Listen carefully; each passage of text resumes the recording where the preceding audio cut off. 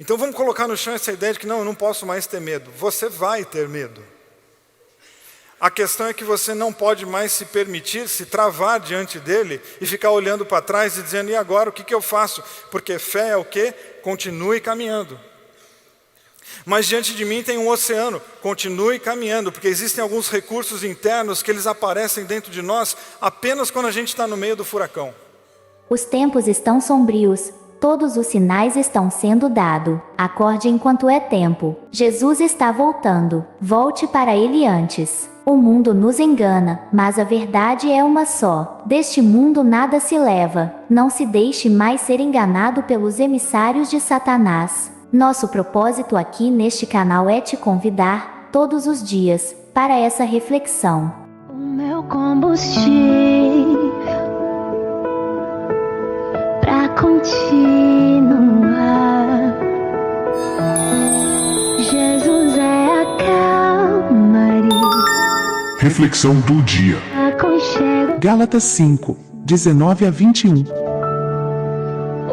Porque as obras da carne são manifestas, as quais são adultério, fornicação, impureza, lascívia, idolatria, feitiçaria, inimizades, porfias, emulações, iras, pelejas, dissensões, heresias, invejas, homicídios, bebedices, glutonarias, e coisas semelhantes a estas, acerca das quais vos declaro, como já antes vos disse, que os que cometem tais coisas não herdarão o reino de Deus.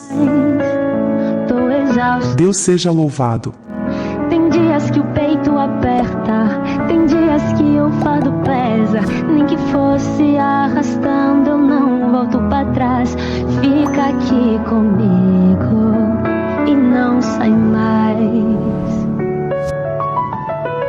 És o meu alívio, tudo que eu preciso vem aqui comigo pra eu continuar. Êxodo capítulo 14, para a nossa reflexão de hoje. Quero ler com vocês um recorte de uma história que seguramente você já leu, já escutou. O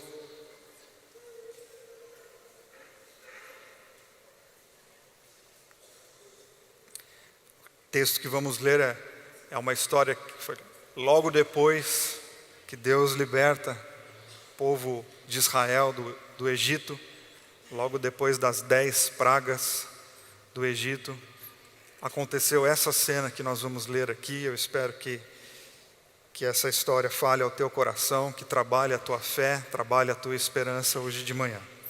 Diz assim, Êxodo 14, a partir do versículo 10. Foi então que os israelitas avistaram o exército do faraó, os egípcios indo atrás deles. O medo tomou conta deles. Aterrorizados, clamaram ao Eterno e disseram a Moisés: será que não havia cemitérios suficientes no Egito, e por isso você nos trouxe para morrer no deserto? Para que você nos tirou do Egito? Já não havíamos avisado você que isso iria acontecer? Não dissemos, deixe-nos em paz aqui no Egito, é melhor ser escravo no Egito que cadáver no deserto? Moisés respondeu ao povo: não tenham medo, fiquem firmes e observem o Eterno realizar hoje sua obra de salvação a favor de vocês. Olhem bem para os egípcios hoje, porque vocês não vão tornar a vê-los. O Eterno guerreará por vocês. Quanto a vocês, calem a boca. O Eterno disse a Moisés: por que eles estão clamando a mim? Diga aos israelitas que continuem andando. Segure bem alto seu cajado e estenda a mão sobre o mar. Divida o mar ao meio. Os israelitas atravessarão o mar a pé, sem se molhar. Até aí. É do ser humano, é nosso, de todos nós aqui, o desejo de ter uma vida cada vez mais tranquila, organizada, uma vida com menos sustos possíveis e colocar a vida dentro daquilo que nós chamamos de controle, apesar desse controle não existir. Esse desejo nosso de ter a vida toda controlada é um fato que nos visita, a gente corre atrás disso, mas isso nunca vai acontecer, porque nós vivemos num mundo contingencial que você não tem como controlar nem o que acontece com você, tampouco aquilo que acontece ao seu redor. Mas nessa sede de ter a vida cada vez mais tranquila, nós buscamos em diversas áreas, em diversos saberes, em diversos caminhos, ferramentas, ideias, princípios e conceitos para deixar a vida mais tranquila. E a fé, ela é um desses elementos. Nós temos inclusive uma percepção popular de que fé é exatamente a gente conseguir, de uma forma mágica, através de uma magia, que a fé seja um elemento catalisador que vai trazer tudo aquilo que eu preciso de bom para que a minha vida fique de fato em paz.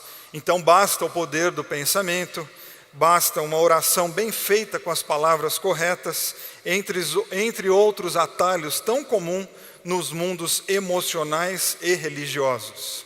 São caminhos que, por vezes, indicam que você não vai ter que fazer, basta você sentir, basta você pensar.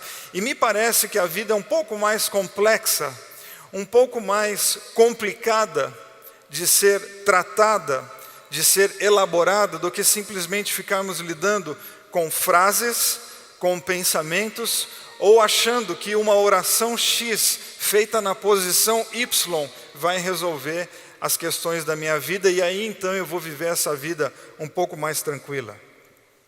Impressionante como nós procuramos atalhos na vida. Impressionante como vira e mexe a gente fica procurando dar um jeitinho para não ter que enfrentar determinadas estradas. A gente sempre está procurando se não tem uma portinha para a gente pular uma parte da estrada. E eu fico pensando que se o tempo investido procurando atalhos fosse usado para caminhar na estrada, talvez a gente chegaria antes em tudo. Mas a gente insiste em ficar procurando atalhos e atalhos e atalhos, e o tempo vai passando, e os atalhos roubam mais o nosso tempo, e alguns atalhos roubam mais ainda as nossas forças, e alguns atalhos deixam o nosso caminho mais longo ainda. Então a gente quer seguir com fé.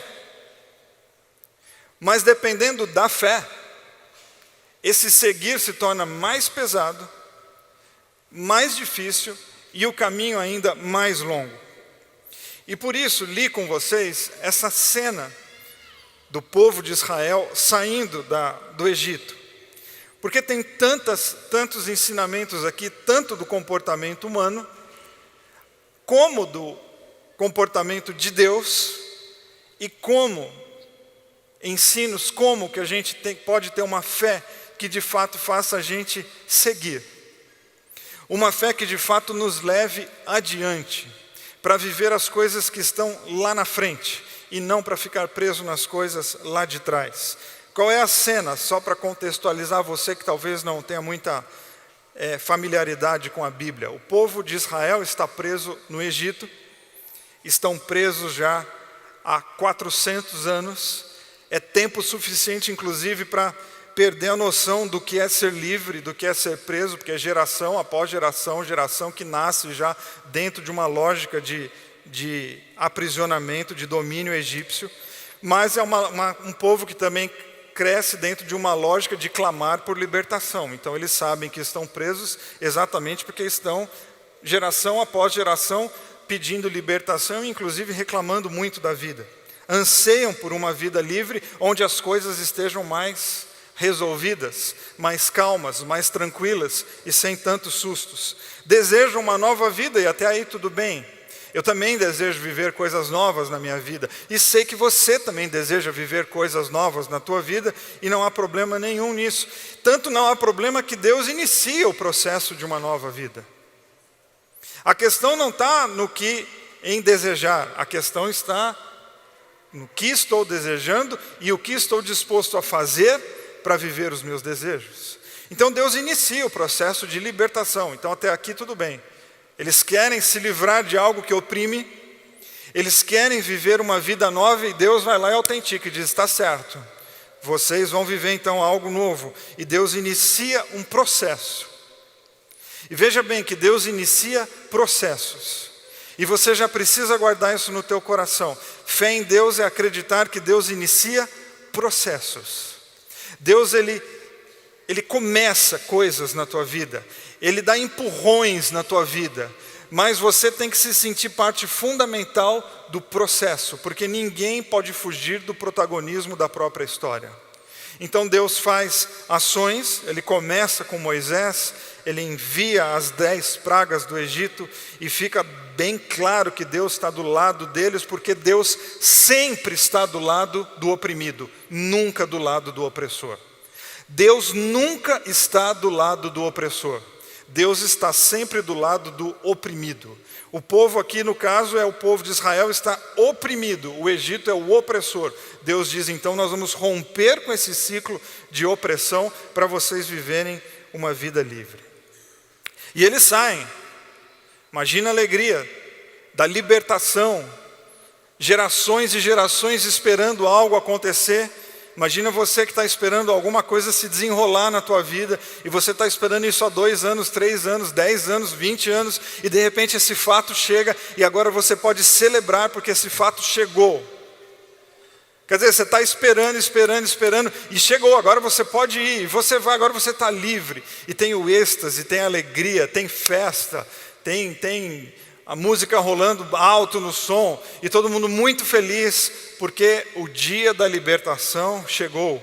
Deus iniciou o processo, que o que eles queriam? Libertação. Ok, agora vocês estão livres, podem ir. Agora tem uma caminhada, porque Deus inicia processos. Deus iniciou esse processo, e agora vocês continuam. Agora vocês têm a vida toda pela frente. Senhor, vai dar tudo certo? Não, porque tudo é muita coisa. Vai dar bastante coisa errada, mas continuem. E diante do primeiro desafio, então começa essa frase interessante que nós lemos. Será que não havia cemitério suficiente no Egito? Veja bem, Deus iniciou o processo e libertou. Quando eles ficam diante do desafio, qual é o desafio? Eles olham para trás e veem que o exército egípcio está vindo atrás deles para resgatá-los de novo, porque viram que perderam mão de obra barata. Eles olham para trás e veem o que? A opressão voltando. Aí eles, em vez de continuarem, o que eles fazem? Eles param e começam a reclamar. Ah, está vendo? Na verdade, Deus está do lado do Egito, porque não tinha lugar suficiente para a gente ser enterrado. Ah, mas estava bom demais para ser verdade. Não, quando a esmola diz, mas o santo desconfia, né? Um negócio assim, está vendo? É isso. Então olha que interessante, até esse momento aqui, Deus fez tudo. O que o povo fez? Seguiu, não, vai, segue o fluxo, e o povo segue o fluxo. Até que eles ficam diante do primeiro desafio, porque não existe realização de sonhos sem enfrentamento de desafios, não existe. Você quer realizar um sonho? Quero, muito. Qual é? Responda qual é o seu sonho. Então, quantos desafios você está disposto a enfrentar para realizar o seu sonho? Porque não existe realização de um sonho sem o enfrentamento de muitos desafios. E Deus faz tudo. Deus limpa o terreno, coloca eles na estrada e fala, agora vai. Quando eles olham para trás e vem a primeira dificuldade, começa a reclamação. Eles olham para trás, vem aquele Egito voltando. E esse momento requer o quê? Uma ação, uma postura, uma atitude de fé. Mas ao invés de uma atitude de fé, existe um coração totalmente descontente, cheio de lamúrias e reclamações, porque é um coração que não aprendeu a seguir com fé. É um coração que simplesmente aprendeu e se acostumou a ter os benefícios materiais e plausíveis daquilo que Deus pode fazer. Enquanto Deus estava agindo visivelmente, eles celebravam muito. Mas eles celebravam a Deus? Me parece que não, eles estavam celebrando as coisas que Deus fez. Eles estavam celebrando resultados. E celebrar resultado não tem a ver com vida de fé, tem a ver com vida de comércio. Celebrar resultado tem muito mais a ver com a tua vida financeira do que com a tua vida de fé. Ah, mas Deus parou de fazer coisas por eles? Não, o problema é pior ainda. Deus não parou de fazer coisas. Deus começou a fazer de outro jeito. E aqui revela um outro coração, que ou Deus faz do meu jeitinho, ou eu vou ficar de mimimi. Quer dizer, não basta só Ele fazer, Ele vai ter que fazer do meu jeito. E a gente nunca para pensar o seguinte: geralmente a nossa vida está complicada exatamente porque a gente fez as coisas do nosso jeito. E aí Deus inaugura um novo processo, que é o quê? Tá, agora eu vou fazer do meu jeito. Ah, não, então nós não vamos. Não, se você não vai, então você vai ficar aí do teu jeito. Não, do meu jeito está muito ruim. Então decida-se. Decida o que você quer. Deus tem novas ações para a vida daquelas pessoas. Mas elas mesmo ainda não tinham entendimento de quem Deus é. Deus iniciou um processo maravilhoso de libertação, mas diante do primeiro desafio eles já cruzam os braços e começam: ah, tá vendo, tudo eu, tudo a gente, nossa vida, e a gente fica numa vitimização horrorosa. E o povo começa então a reclamar com Moisés. E Moisés vai reclamar com Deus. E Deus faz então mais um milagre. Uma palavra de salvação. Não tenham medo, fiquem firmes e observem o Eterno realizar hoje sua obra de salvação em favor de vocês. Uma obra de salvação. E quando pensa em obra de salvação, não sei o que vem em sua mente, mas acredito que o mar que se abre. Poxa, claro que é isso, uma obra de salvação. Que coisa linda. Ponto final. Mas será que a obra de salvação de uma pessoa de fé é um mar que se abre? Será que a obra de salvação que Deus tem para mim e para você hoje é ficar abrindo o mar para a gente passar? Ou a gente pode entender a obra de salvação de Deus sob outra perspectiva, mas obviamente uma perspectiva que talvez você não vai gostar muito, mas eu espero que a nossa amizade continue a mesma. Mas o que eu quero propor e convidar você que está a fim de viver uma espiritualidade de pé no chão, de responsabilidade com a vida e de coração conectado em Deus para viver com fé, a obra de salvação é Deus dizendo assim: por que eles estão clamando a mim? Diga aos israelitas que continuem andando. Qual que é a obra de salvação? É Deus abrir o mar? Não, hoje de manhã aqui para nós a obra de salvação é: continue andando, continue caminhando, não desista da trilha, não desista da vida, porque a obra de salvação que Deus pode fazer maior do que abrir um mar, sabe qual é? Conseguir abrir esse teimoso coração que nós temos. Mais difícil do que abrir o mar é exatamente lidar com os meus preconceitos, lidar com as minhas manias, lidar com os meus desejos fúteis, é muito mais difícil. Então Deus deixou de agir? Não, Ele apenas mudou o alvo da ação. Antes Ele agia no Egito, agora Ele está agindo no coração das pessoas. Antes eram ações visíveis, materiais, e parece que a gente gosta mais dessas. E agora? Agora são ações internas, existenciais, íntimas. Não, mas antes era mais legal que dava para ver aquelas 10 pragas, aquela coisa meio cinematográfica. E agora? Não, agora é no secreto do teu quarto que Deus está agindo. Então Ele deixou de agir, Ele deixou de fazer, Ele deixou de falar. Não, Ele simplesmente mudou. E está fazendo algo mais impressionante ainda. Ele não está lidando com a natureza mais. Ele está lidando agora com o teu coração. E para lidar com o teu coração, repito, Ele vai ter que lidar com as tuas tradições. Você vai ter que ficar de frente com um tanto de coisa, um tanto de manias que você e eu já temos. E Deus dá ordem para Moisés o seguinte: Moisés, a palavra de salvação hoje fala para esse pessoal continuar andando. E eu quero resumir essa palavra de fé, essa palavra de salvação, essa atitude de fé que precisa ser gerada no coração desse povo, é coragem. Para o Egito, Deus enviou 10 pragas. Para o povo de Israel, Deus está enviando coragem. Ah, não, mas coragem a gente tem que se mexer. Coragem a gente tem que se mexer. E esse é o problema de boa parte do mundo religioso. A gente quer que Deus A gente tem a expectativa de que todo dia chova praga na cabeça dos nossos problemas para eles se dissolverem.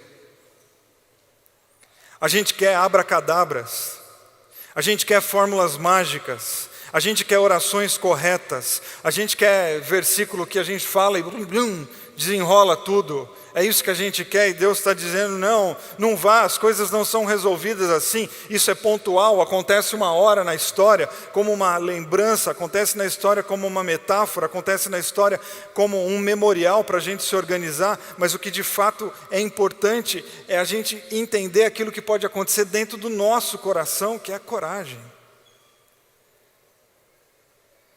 Coragem para a gente continuar, porque quantas vezes você já teve vontade de parar? Quantas vezes você já teve vontade de desistir? E toda vez que a gente para, a gente deixa com que o passado se aproxime um pouquinho mais, porque o passado fica se mexendo e você está parado. Toda vez que você deixa de continuar, as questões das quais Deus te livrou, elas chegam um pouquinho mais perto, porque o passado está, que as coisas lá de trás estão se mexendo, e você está parado, e Deus está dizendo, não, continua.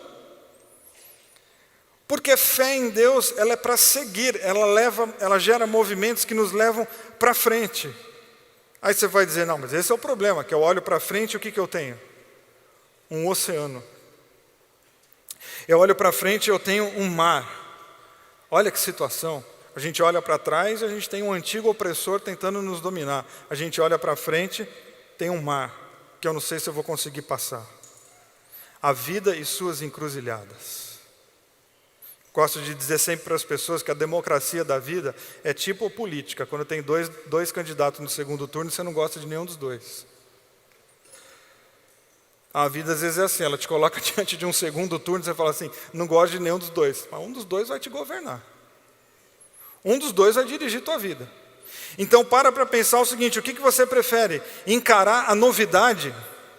Ou você prefere viver aquela mesma situação da qual você reclama há 400 anos? Não, nem pensar que eu quero voltar. Então marcha. Então continua andando. Então continue indo atrás de algo que faça você se movimentar. Mas não caia na ilusão das frases de efeito, porque elas não vão mudar a tua vida. Ah, mas eu tenho tanto medo, Vili. Eu também. Mas vocês não têm ideia de como eu tenho medo. Se vocês soubessem como eu tenho medo de subir aqui para pregar todo domingo, vocês não iam acreditar.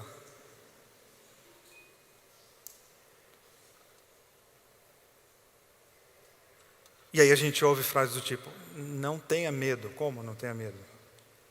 Não escolhi ter medo. O medo tem, ele que me tem às vezes.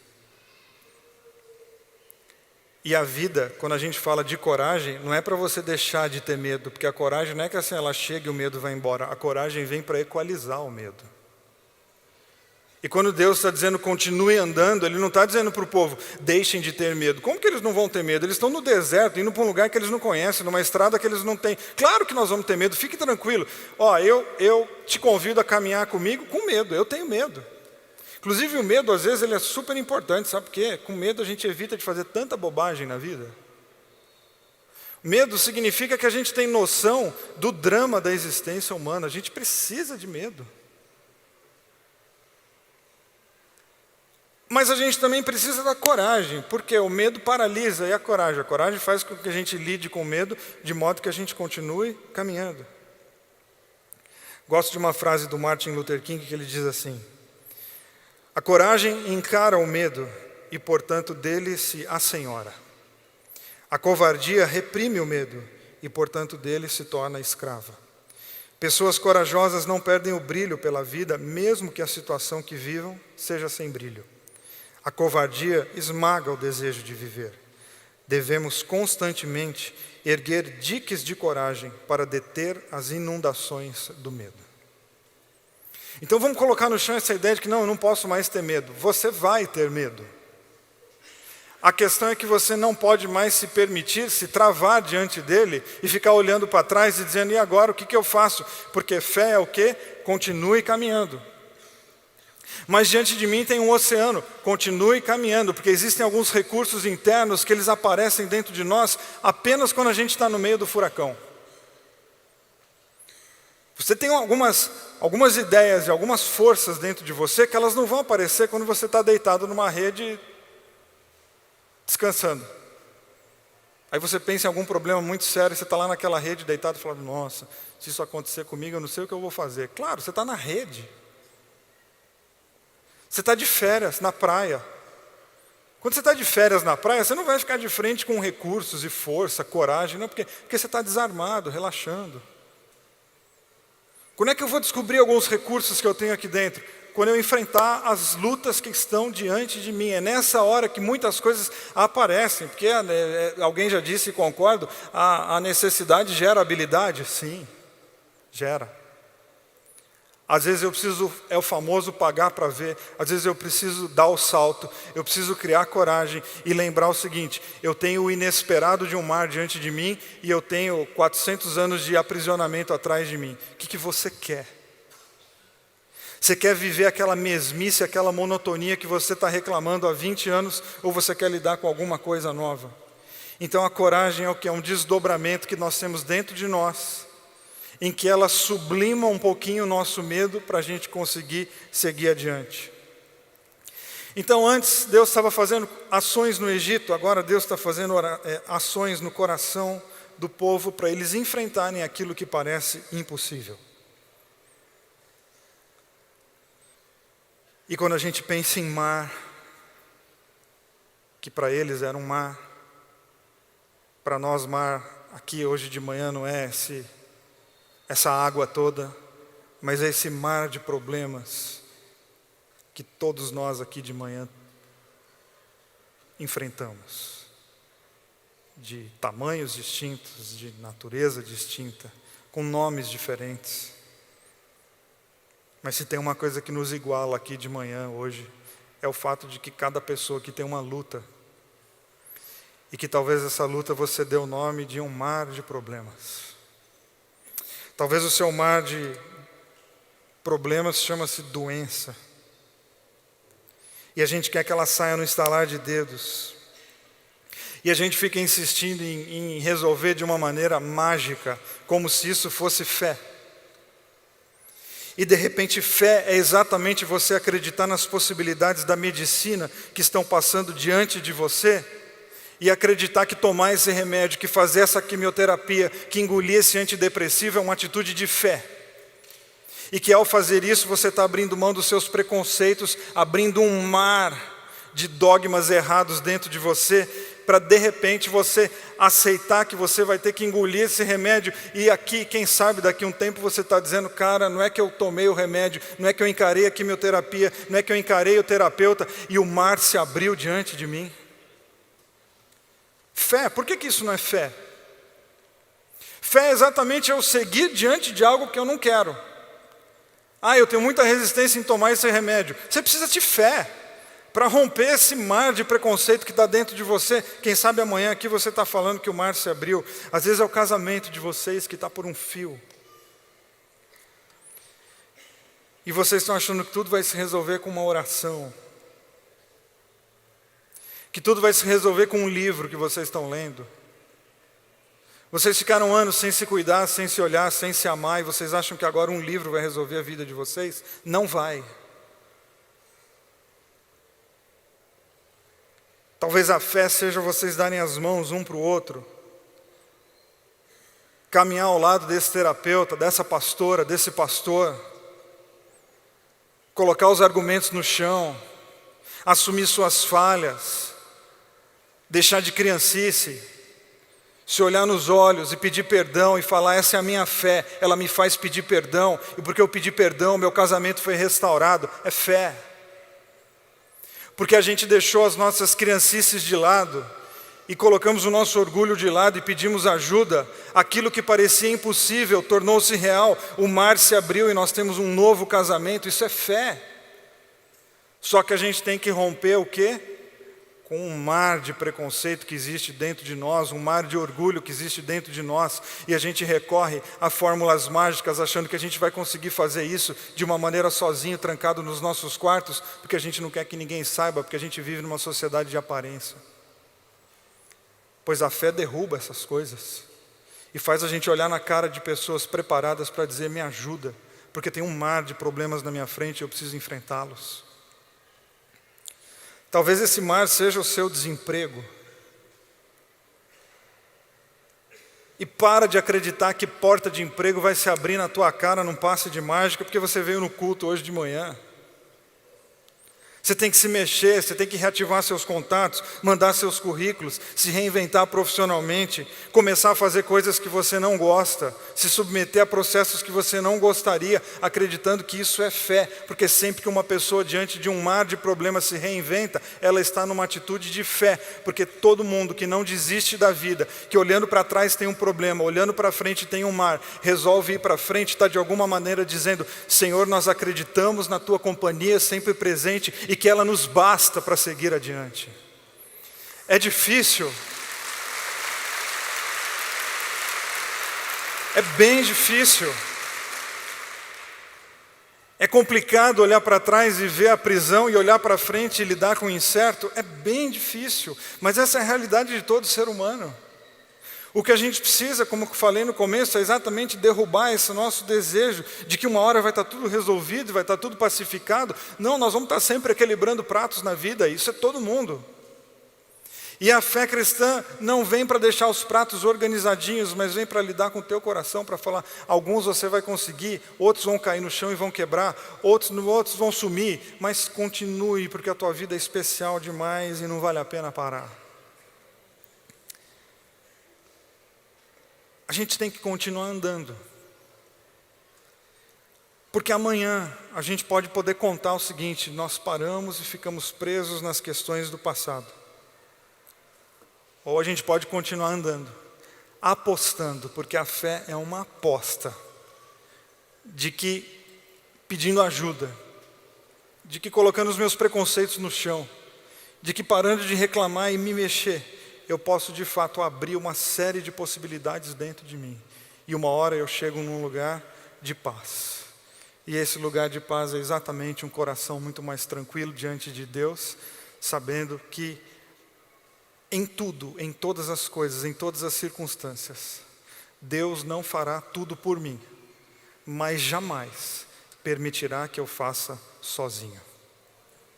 Em todas as suas lutas, Deus é a sua companhia, sempre presente, porque Ele é Emmanuel, Deus conosco. Amigos e irmãos, as coisas mundanas, às vezes, nos faz sentir que estamos vivendo um mundo de felicidades. Não nos deixam enxergar a realidade e ainda nos mantém na escuridão. É preciso que alguém nos chame a atenção dessas coisas, que nos faça acordar para a verdadeira vida, vida essa, com Jesus. O momento de despertar é agora. Pare agora e pense nisso.